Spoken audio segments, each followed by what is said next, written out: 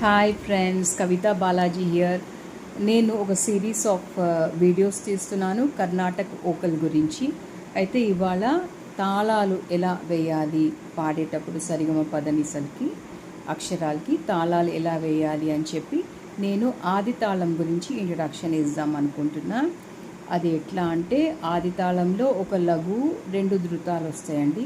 ఒక లఘువు అంటే ఏంటంటే 1 2 3 4, ధృతం అంటే 5 6 7 8 అదనమాట. ఒక లఘు, 2 ధృతాలు. లఘునేమో ఇలా రాస్తారు లైన్, ధృతము అనేసి అంటే దాన్ని సున్నాలాగా రాస్తారనమాట. అది సింబల్ దానికి. అయితే ఈ లఘు ధృతాన్ని ఫస్ట్ స్పీడ్లో ఒక దెబ్బకి ఒక అక్షరం వస్తుంది. అది ఎట్లా పాడాలో నేను ఇప్పుడు మీకు చూపిస్తాను.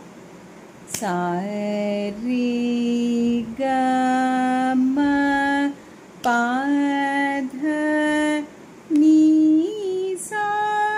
మళ్ళీ రివర్స్ రావాలి కదా, పైనకి వెళ్ళిన తర్వాత సా నీ ధ ప మా గ రీ స. అయితే ఒక్కొక్క దెబ్బకి ఒక్కొక్క అక్షరం మాత్రమే వస్తుంది. సప్తస్వరాలు ఒకసారి పైకి వెళ్ళి మళ్ళీ పైనుంచి కిందకి రావాలి.